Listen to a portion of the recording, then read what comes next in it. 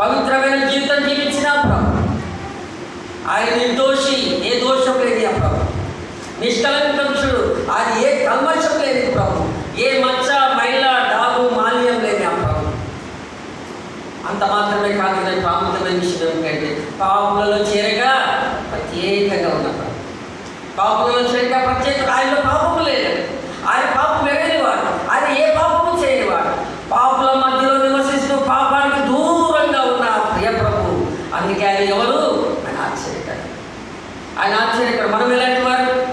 మన జీవితాలు మనం చూసినట్లయితే అపవిత్రమైన జీవితాలు జీవించిన వారు, అపవిత్రమైన జీవితాలు, దోషభరితమైన జీవితాలు, కల్మషం కలిగిన జీవితాలు, మచ్చ మైల డాగు కలిగిన జీవితాలు, అలాంటి బయట జీవితంలో జీవిస్తూ ఉండగా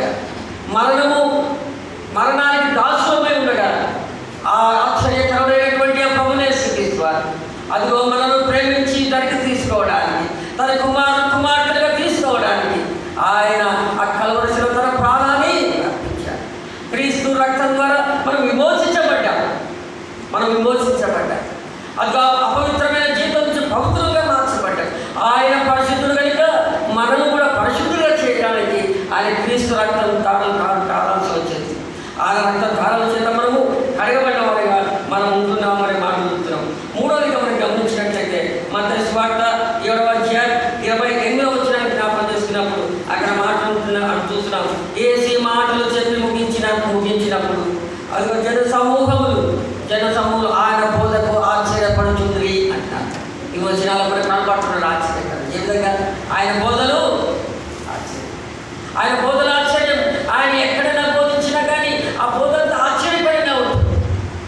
ఆయన వాక్కు ఆశ్చర్యం, ఆయన మాట ఆశ్చర్యం, ఆయన వాక్యము ఆశ్చర్యం, ఆయన పలికిన పలుకులు ఆశ్చర్యకరుడైనటువంటి ప్రభు.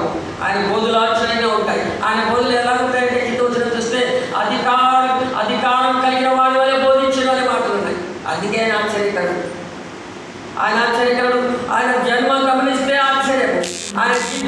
ఆయన జీవించిన జీవితకాలం 33.5 సంవత్సరం మానవుడిగా ఈ లోకానికి వచ్చినప్పుడు ఆయన జీవించిన జీవితకాలం అంతా ఆశ్చర్యమే. అందుకే ఆయన ఆశ్చర్యకరుడనే పేరు వచ్చింది. అంత మాత్రమే కానీ ఆయన బోధలు ఆశ్చర్యకరంగా ఉన్నాయి కాబట్టి ఆయన ఆశ్చర్యకరుడు అనే మాటలు మనం చూస్తున్నాం. 4వదిగా మనం గమనించినట్లయితే మత్తయి సువార్త 11వ అధ్యాయం 5వ వచనాన్ని మనం చదువుతాం. గుడ్డివారు చూపు పొందుతున్నారు, గుడ్డివారు నడుచుతున్నారు, కుష్ఠరోగులు శుద్ధులవుతున్నారు, అలాగే చెవిటివారు వినుచున్నారు, చనిపోయిన వారు లేపడుతున్నారు అనే మాటలు మనం చదువుతున్నాం. గమనించండి ప్రియ సహోదరి సహోదరులారా, ఈ వచనాలు మనకు కనపడినప్పుడు ఇందులో ఆశ్చర్యం కనపడతాం. ఏ విషయంలో ఆశ్చర్యం? ఆయన కార్యాలు ఆశ్చర్యం. ఆయన చేసిన ప్రతి కార్యం కానీ ఆశ్చర్యంగా కనబడుతున్నాయి. ఆయన పనులు ఆయన క్రియలు, ఆయన కార్యాలని ఆశ్చర్యంగా కనబడుతున్నట్టుగా మనం చూస్తున్నాం. ఇటువంటి దేవుడు లోకంలో ఎవరు ఉన్నారండి?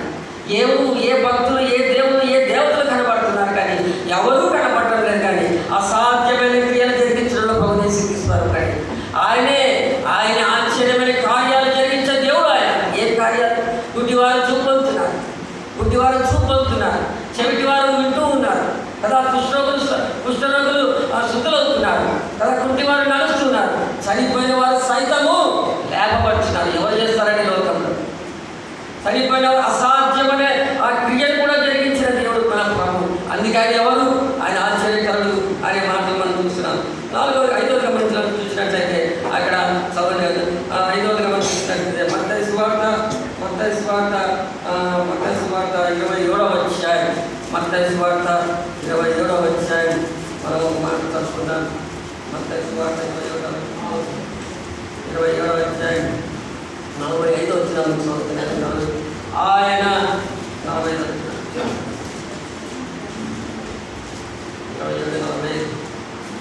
మధ్యాహ్నం మొదలుకొని 3 గంటల వరకు ఆ దేశమంతా చీకటి కమ్మెను. ఇంచుమించు 3 గంటల అప్పుడు ఏలీ లామా సబక్తాని బిగ్గరగా కేక వేశాను. ఆ మాటకు నా దేవా నన్ను చేయుచితివని అర్థము. అక్కడ నిలిచిన వారిలో కొందరు ఆ మాట విని ఇతడు ఏలియాను పిలుచున్నాడని వెంటనే వారిలో ఒకరు పరిగెత్తుకొని పోయి స్వామిని తీసుకొని చిరకాలం వచ్చి రెల్లులు తగిలించి ఆయనకి ఇచ్చాను, తాగనిచ్చాను. తక్కిన వారు ఊరుకుండి ఏలియా అతన్ని రక్షించినేమో అని దూతం రమ్మని అనేది యేసు మరలా బిగ్గరగా కేక వేసి ప్రాణము విడిచెను. అప్పుడు దేవాలయపు తెర పైన కింది వరకు రెండుగా చిరిగాను. భూమి వణిచెను, బండలు బ్రద్దలాయను, సమాధులు తెరవబడను. నిద్రించిన అనేక మంది పరిశుద్ధుల శరీరములు లేచెను అనే మాటలు. ఈ మాటలు మనం చదువుకున్నప్పుడు ప్రేమైన సోదరులారా, ఈ మాటలు మనం చదువుకున్నప్పుడు అందులో ఆశ్చర్యం కనపడుతుంది. ఆయన మరణము, ఆయన ఎందరో లోకంలో ఎందరో కోట్ల మంది జన్మించారు, మరణించారు. కానీ ఒకే ఒక వ్యక్తి సంపూర్ణ మానవుడిగా ఈ లోకానికి పరిశుద్ధాత్మ ద్వారా ఈ లోకానికి కరణించి ఆయన పవిత్రమైన జీవితం జీవించి అదిగో 33 సంవత్సరాలు జీవించి మనందరి కొరకు కల్వరి శిలువలో తన ప్రాణాన్ని విడిచిన వాడిగా, మరణించిన వాడిగా కనబడుతున్నాడు. మరణించిన తర్వాత ఏం జరిగింది? అద్భుతాలు జరిగాయి కదండి. అదిగో ఆయన సృష్టించిన సృష్టి యావత్తు ఆయన చూడలేకపోయింది. అదిగో మనందరి కొరకు ఆయన కల్వరి శిలువలో ఇంచుమించు 3 గంటల సమయంలో అదిగో చీకటి కమ్మిన దేశమంతా చీకటి కమ్మిన సందర్భంలో అదిగో ఏలీ లామా సబక్తాని అని దగ్గరగా కేకవేసినాడు. ఆయన నా దేవా నన్ను ఎందుకు చేయవలసిందని దగ్గరగా కేకవేసి ఆయన తన ప్రాణాన్ని దారిపోసినట్టుగా మనం చూస్తున్నాం. తన ప్రాణాన్ని దారిపోసి మరణించాడు. మరణించిన తర్వాత ఎన్నో అద్భుతాలు మనం చూసాం, ఆశ్చర్య కార్యాలు మనం చూసాం కదా. నిజంగానే ఎవరని ఆయన జన్మ పవిత్రమైన జన్మ, ఆయన జీవితం పవిత్రమైన జీవితం, ఆయన బోధలు పవిత్రమైనవి, ఆయన కార్యాలు పవిత్రమైనవి. గమనించినట్లయితే అటువంటి పవిత్రమైన ప్రభు, సర్వాధికారి అయిన ప్రభు, సర్వ సృష్టికర్త అయిన ప్రభు, సర్వ సృష్టి నిర్మాణకుడైన ప్రభు, సమస్తముకు మూలమైన ప్రభు, సమస్తమునికి ఆధారభూతుడైన ప్రభు, ఆకాశంలో పట్టదాని గొప్ప దేవుడు, అత్యున్నత సింహాసనం ఆశ్రయిన ప్రభు. అదిగో ఆయన పవిత్రుడు, నిర్దోషి, ఏ కల్మషం లేనివాడు, ఏ మత్సమాయ లేనివాడు, పాపంలో ప్రత్యేకంగా ఉన్నవాడు, పాపల మధ్య నివసిస్తూ పాపానికి దూరంగా ఉన్న ప్రభువు మన కొరకు కల్వరి శిలువలో తన ప్రాణాన్ని విడిచాడు. మరణించడానికి అది ఇష్టపడేవాడిగా కనబడుతున్నాడు. ఎవరి కోసం? మన కోసం. ఆయన మన కోసం, మనందరి కోసం కదా. మన జీవితాలు ఒకసారి మనం జ్ఞాపకం చేసుకున్నప్పుడు మునుపటి జీవితం, అది మన ఆలోచనలు, మన తలంపులు, మన నడవడిక, మన ప్రవర్తన, మన అన్ని దేవునికి చెడుగా, వ్యతిరేకంగా, దేవుని ఆయాసకరంగా పెట్టిన వారుగా, దేవుని బాధ పెట్టిన వారుగా మనం ఉన్నవారు కదా. అపరాధముల చేత, పాపం చేత చచ్చిన స్థితిలో ఉన్నవారు కదా. పాపానికి దాస్యముగా ఉన్నవారు కదా. అపవాదికి దాసత్వం వహించిన వారు కదా. మరణానికి పాత్రలుగా ఉన్నవారు కదా. నరక గుండానికి పాత్రలుగా ఉన్నవారు కదా.